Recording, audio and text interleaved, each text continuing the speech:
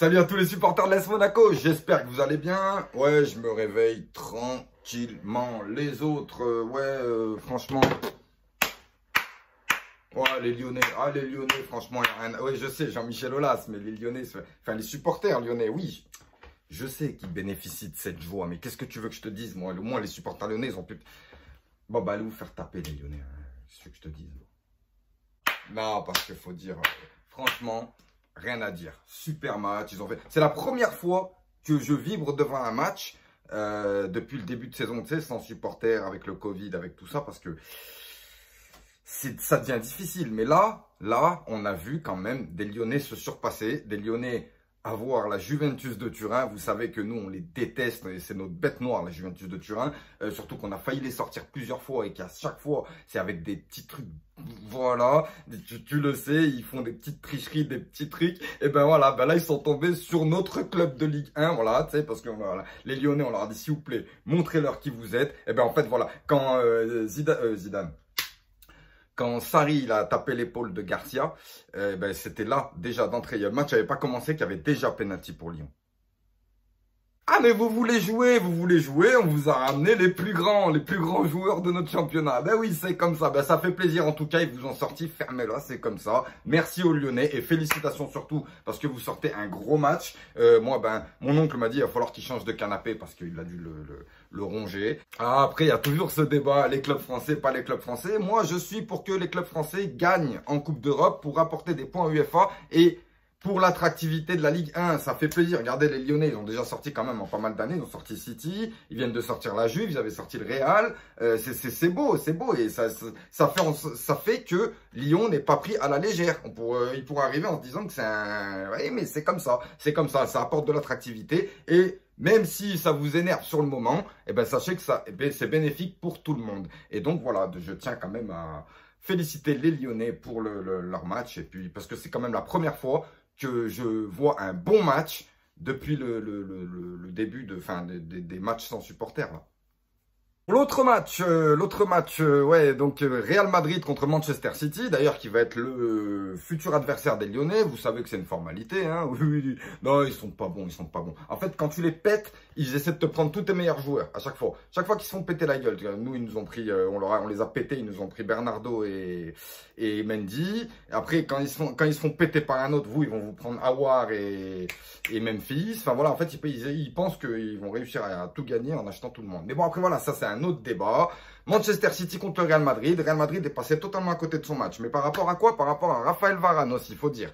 Raphaël Varane, il y a cette semaine, Zinedine Zidane qui déclare que Benoît Badiachil, donc notre défenseur central, Benoît Badiachil, qui est vu comme un futur crack, une future pépite, voire le futur défenseur de l'équipe de France, que c'est le futur Raphaël Varane. Donc oui, tout à fait, ça colle bien parce que Varane est défenseur de l'équipe de France. Maintenant, quand on voit le match de Varane, j'ai envie de dire que Badiachil est meilleur. Ou alors, je sais pas, peut-être que la puissance de Varane est allée dans Badiachil et que Badiachil est allé dans Varane. Tu vois ce que je veux dire? Je sais pas.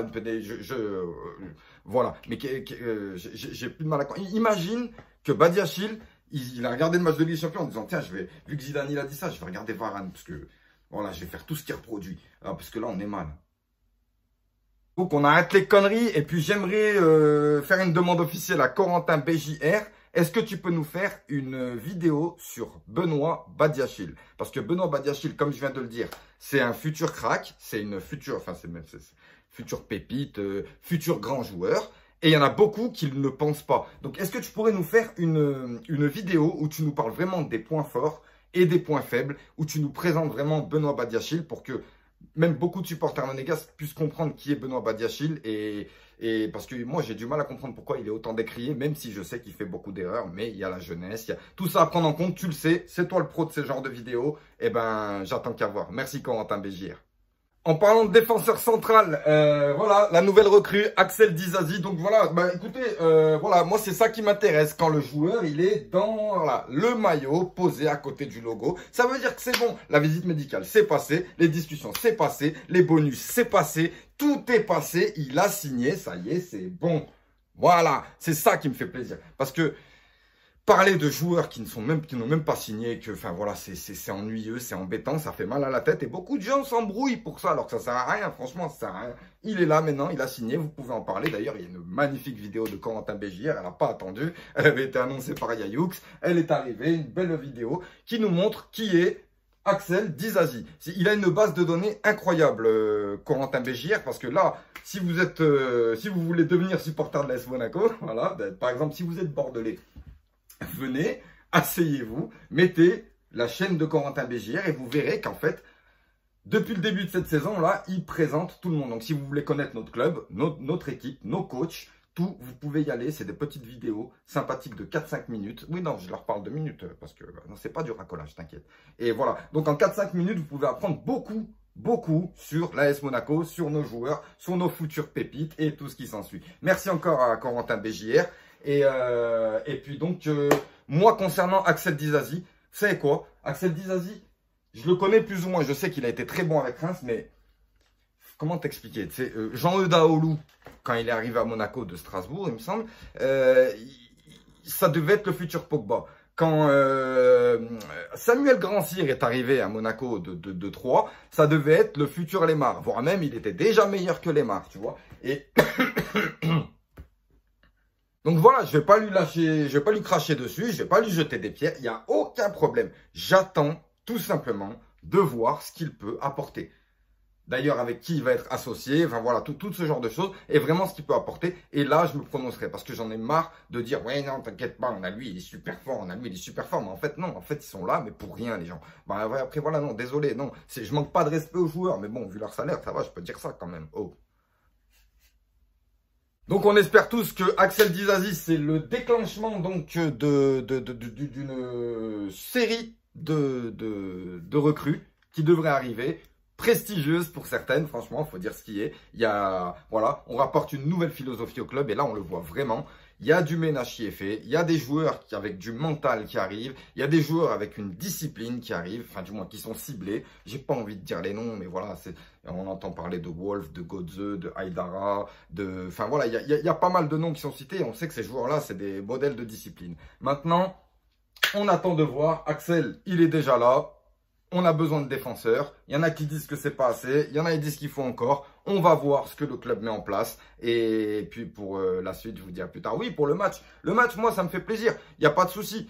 Contre Francfort, il faut savoir qu'on a joué que contre des équipes qui étaient au-dessus de nous au niveau de la préparation. À savoir qu'on a une préparation très physique. Donc voilà.